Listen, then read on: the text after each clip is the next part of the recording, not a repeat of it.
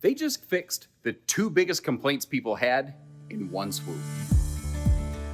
Welcome everybody, Josh the RV Nerd of Bish's RV down here at Keystone today, getting some update footage for you on the 26RKE.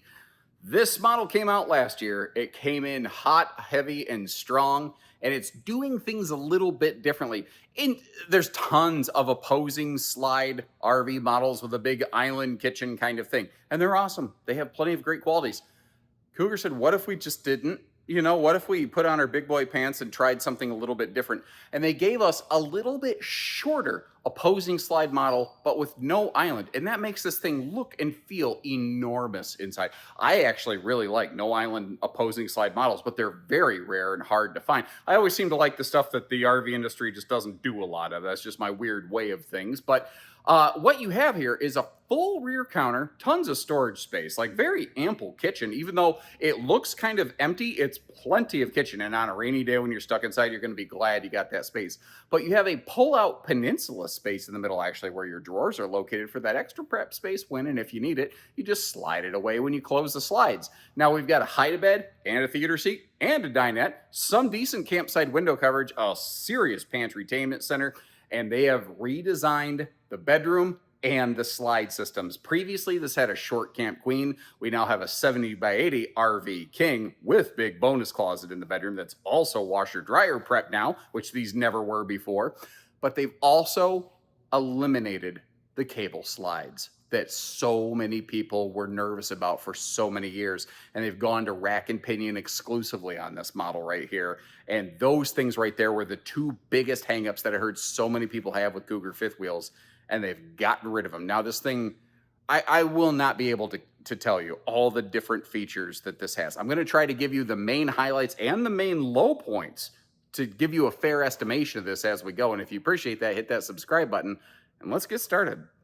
Now, when our flyby footage began, I did not have that little peninsula popped out, but even if you do, you notice it does not eat up a lot of the space in here. I personally prefer these kind of layouts. But again, my personal nerd preferred preferences do not often align with the industry volume preference. So very often my favorite stuff gets discontinued and retired, but I guess I'm weird like that. But I like this. I like how nice and wide open it is. I'm actually gonna sit down over here on the hide-a-bed looking straight toward the back, obviously.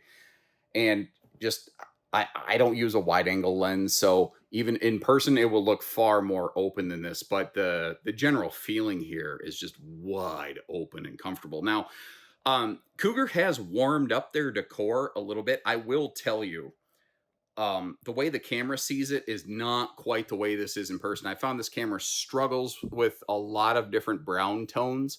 Handles grays and stuff very nicely, but browns, it's not great. So eyeball one of these in person for sure. Oh, I just spotted one potential major hiccup for some people. If you notice the bottom right corner below that extra large oven, that's your converter fuse box. That is probably blocked by the slides. Although with no island, you might be able to slide through there. So put a little footnote in that. We will come back to that one here. Lots of counter space in this one, especially when you pop out that little mini peninsula right there, which even if you don't, it's no big deal. Like, you still have good counter space. You just kind of slide it open, I think, when you need it. And the only real trick is you just got to make sure that you close it while you're traveling so the slides don't smash it up. I really like the updates they've put on their dinette. The extra indirect lighting down there, the drawers that open under that now. My next, oh boy, I wish, is that they get away from the knee knocker pedestal posts that they have here, but maybe one day. They've also, I think they did this last year, upgraded the air conditioning system. That's Furrion Chill Cube. You've got another air conditioner up in the bedroom space right there, giving you more BTUs of cooling power than they ever really had before. I tell you what, I'm going to sit down here at this little theater seat and put you in the driver's seat straight across from the entertainment center. That TV is a 40-inch, which in today's market is starting to almost feel small. But there was a time where that was considered the big screen. But as we look down, you see the electric fireplace. You also see dual floor flush slides. Some people, though, will eyeball what's happening in the bottom left of that slide and say, oh, look, it's garbage. The floor is already breaking. No, it's not. That's a carpetless flap. And frankly, carpeted slides did the same thing, but you couldn't see it. That is one of the reasons a lot of manufacturers did not want to go carpetless, because it's, essentially impossible to have something that drapes over the top of a floor flush slide. Is not truly floor flush. But, to see that little bump right there, people get nervous. RV manufacturers didn't want to deal with it, but the people have spoken. Eventually they won. And, this is just what happens, I guess. The entry door does have a full privacy shade. That mirror has a barrel belly goofball walking past it. And up top here, we've got that ceiling fan keeping some air moving and cruising around. You are definitely going to either be climbing on the sofa or need a serious step stool to get up there. Holy crap, man. But I appreciate that they at least didn't waste the space. I'll get that open for you in just a moment. And this is primarily a couples camper. But if you think about it, the opposing slides in No Island, when that hide-a-bed's open, it makes it very easy to kind of slide through here unimpeded. Real quick, though, over here in this theater seat with my nerd-preferred folding armrest, double cup holders, plenty of USB plugs, and a couple household plugs if you need high charge. You've also got heat and massage elements integrated into this right here. And as if that wasn't enough, if you noticed, they had this extra little space beside the sofa on the left-hand side there. They threw some outlets in there too, because why not? Nice blackout roller shades all enclosed in there. So some stray beams from the sun, however far away the sun is. Hold on. How far away is the sun from the earth? 92,958,412 miles. Okay, cool. Wow, what do they think of next? Phones that fit in your pocket? That is incredible. I don't know why I felt the need to do that just now, but that's how my brain works. Moving on. Again, when the hide-a-bed's open, it won't normally block things off, but I also have the pantry-tainment door wide open, and I realized something up here. You might notice part of this is kind of blocked off. It's not wasted. That's actually directly above the toilet. That's integrated, like built-in linen space in the bathroom. It's kind of brilliant, actually, because why would you want to climb all the way up there for storage? Instead, it makes the storage easy to reach. Now, this space over here is above the little camp kitchen entertainment kind of center. The top shelf here is huge, but notice how they didn't run the shelves all the way to the wall. That's what the power outlets on the right are for. If you want a place to hang a broom or something, or if you want one of those little like power stick vacs, it makes for the perfect spot for that. And again, this is a nice update. I'm glad to see them apply here, going with the full extension drawers instead of just door. I'll take doors over nothing under dinette, but actually going full drawers there, I think a lot of people are going to be glad to see. Now, the RV's not level, so these drawers keep wanting to close on me, but that whole peninsula portion, whether it's open or not, has some pretty serious drawer space. Frankly, it's, now that I look at it, it's the only drawer space in the camper, but I think it's fine. I think for an RV this size, it's enough, and room for some serious wastebasket action there under the sink. Notice that pop-up power tower. This RV does have sink covers, by the way. I always forget when it comes from the factory, they're under the bed, and I often forget to pull them out and open them up. This space over here, very nice. Like, we've already got the big storage behind the TV, and someone's like, yeah, but I don't want to have to open the TV every time I want some mac and cheese. You don't have to. You just keep the extra stuff back there behind the TV, not the everyday stuff. Now, the RV is not exactly leveled out, so that refrigerator freezer door keeps wanting to close. Little annoying. Apologies. It's a fridge. It's a freezer. Pretty sure you get the idea. Little look at it there with that little peninsula thing kind of closed up. The lights were not turned all the way up, so it's actually even lighter and brighter in here. I noticed that because they have these new switches. These have dimmer function on them, and the lights show you how light or bright it is. Apologies, I didn't catch that a little bit sooner. Sliding back here into the bathroom, past the sliding privacy door, the pocket door, porcelain foot flush stool that is fairly fluffy friendly overall, if you look at it, my friends. I've also noticed a lot of RV manufacturers, especially in that more premium category, have started kind of framing out and dressing up otherwise blank walls like this. If we're going to be real, we're going to call a spade and a duck a duck. You can thank Brinkley for that. Brinkley became very good at taking just a flat, empty wall and just doing something with it. Not even a ton, just something.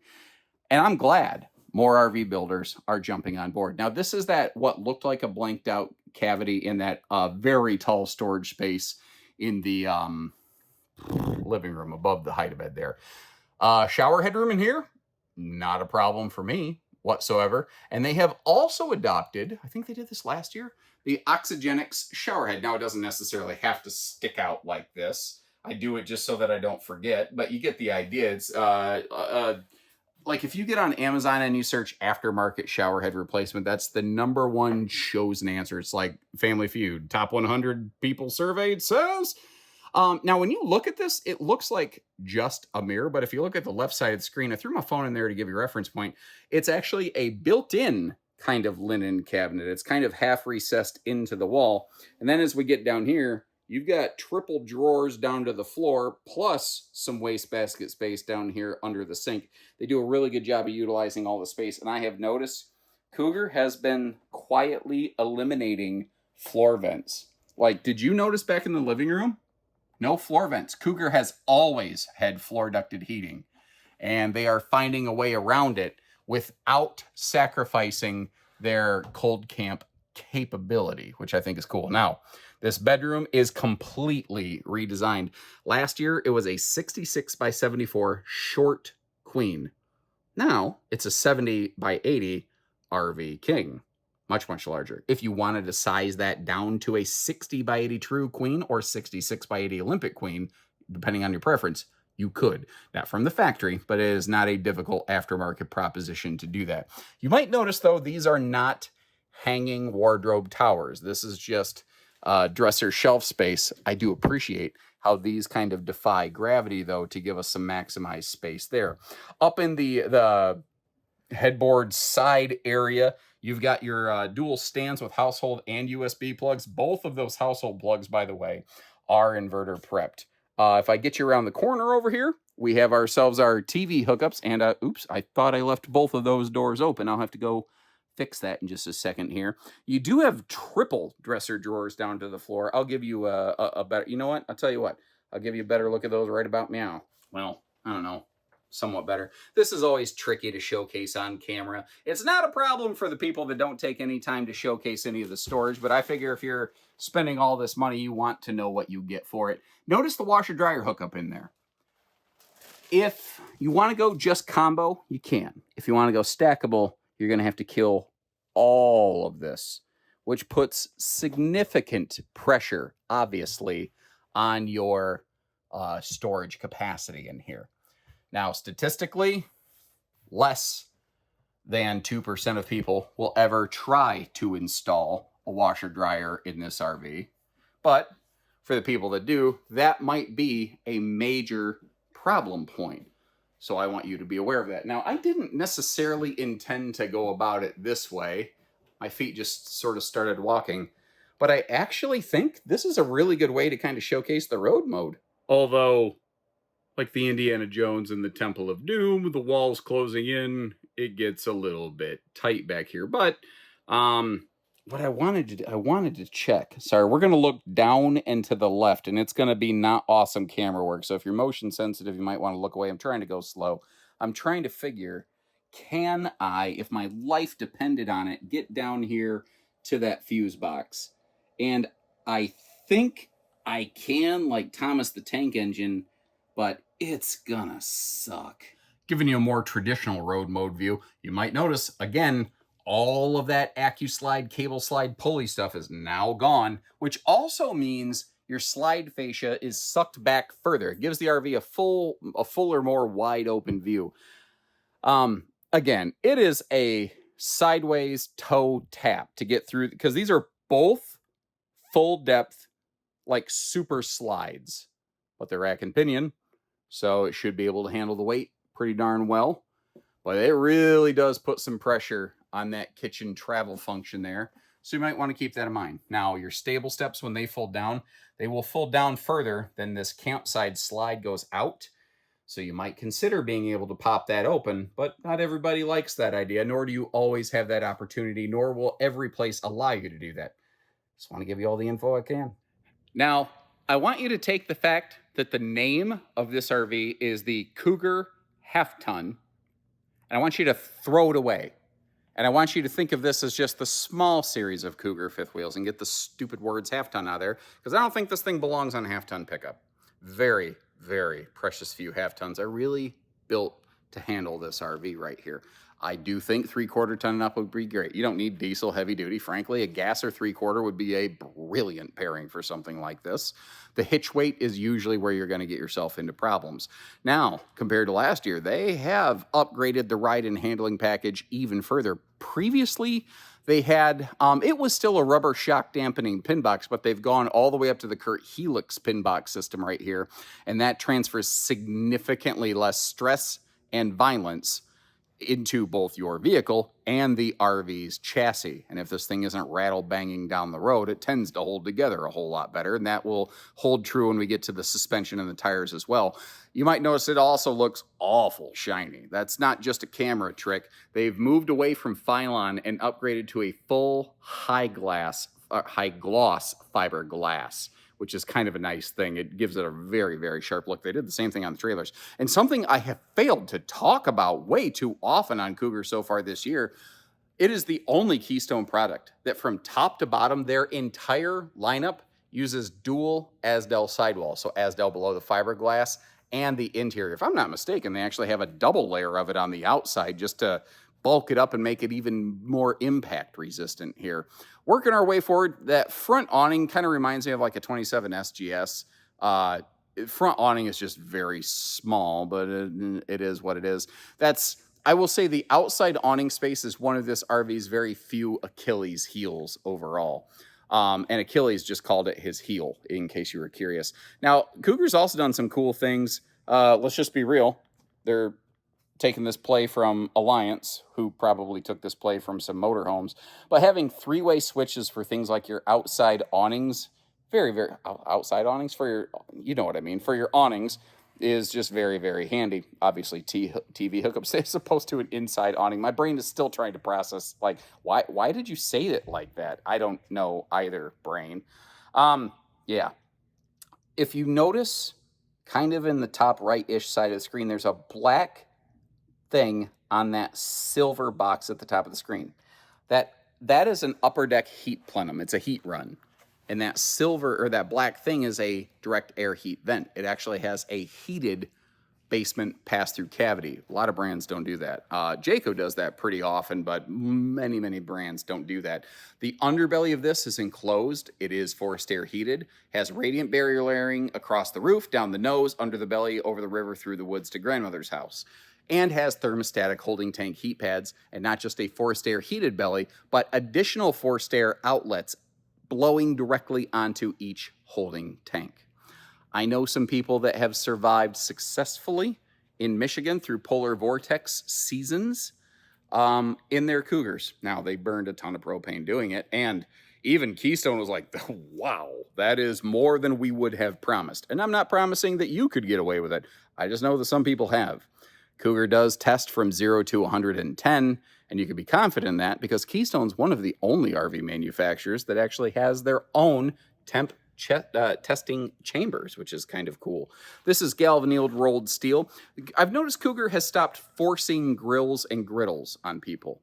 Not everybody wants one. Some people just don't care, and some people would rather bring their own Blackstone or whatever. So they've moved those dollars into other things, which I personally think is the correct decision, but that's just me, you know. If you're like, nah, I want a propane cooker on this thing, call our team. We'll make one happen. That's easy stuff, guys. That's loose objects. That's easy. You just chuck the box in the camper, good to go. Not quite exactly literally that, but you get the idea. Towing package on the back, 3,000-pound tow hitch with a 300-pound vertical limit on there. Your power plug, your power inlet right there actually has its own integrated circuit analyzer that sounds super tech fancy. Basically what it'll tell you when you plug the RV in, is the power okay, or should you yank the plug off this real fast? Now, as neat as this sounds, like it's nice that it gives us an idea. I would still recommend an exterior circuit analyzer that you can plug directly into the park post first to make sure the power is okay before plugging it into your RV. You don't want to plug something in with an open ground, for instance, if you can possibly help it. Get a nice hot skin event or something like that. Now, this RV does have 2 gray tanks that do not connect. You have a gray tank outlet back here behind those auto leveling legs, and then another in the front of that now rack and pinion slide. They tried a couple different slide systems. They tried Exact Slide. They knew people weren't in love with AccuSlide. It took some effort, but they realized that rack and pinion was just really the most reliable way to go. Now, I'm not at a good angle to showcase this, but not only do you have Goodyear Endurance radials, you also have a Road Armor suspension package that takes a huge amount of bucking and chucking out of the towing equation. Now, leaning on the experience that my own father shared with me as a person who had towed around more fifth wheels than almost anybody watching this. Unless you're a professional transporter, my father towed more fifth wheels than you. And I'm not saying my dad could beat up your dad, but I'm pretty sure my dad could beat up your mom in her sleep. But he towed a lot of different fifth wheels, both professionally and personally. He was a person who actually used RVs, learned a lot from him, did a lot of my own camping with him. And he had RVs with all kinds of different systems, more rides and this and that. And he said, man, those more ride systems are great. But he often commented on his Montana towing, which used the same Road Armor package as this right here. I feel pretty confidently it should tow pretty nicely. And just one last little detail here. The little camp kitchenette entertainment space, plenty of headroom under that. So even if you're a little bit bigger like me, you don't have to worry about like it being a Concussionator 9000 or whatever. If you'd like to see where we have one of these, what it's running, if you're curious or serious, take a look at the links in the video description. I'll leave you down there. Like, you'll be able to jump to our website to check pricing and availability. There's not a lot else exactly like this floor plan. There's some other things kind of similar. It's a bit of a unicorn currently, but as is usually the case, if Cougar makes something, it becomes popular and a lot of brands start building it. That is proven time and time again in the history of fifth wheels, and I'll be surprised if somebody doesn't take a stab at something like this. And that doesn't make them bad people. If I ran an RV company that wasn't Cougar, I might try to take a stab at something like this. I think it's a cool floor plan, and I would like to see someone else's spin on it. So if there's another model you'd like me to get my hands on, let me know, and I'll do my best to fill that request. You know what I mean. Bye. Thanks. Take care. Stay safe. Have fun. Happy camping, everyone. So stupid.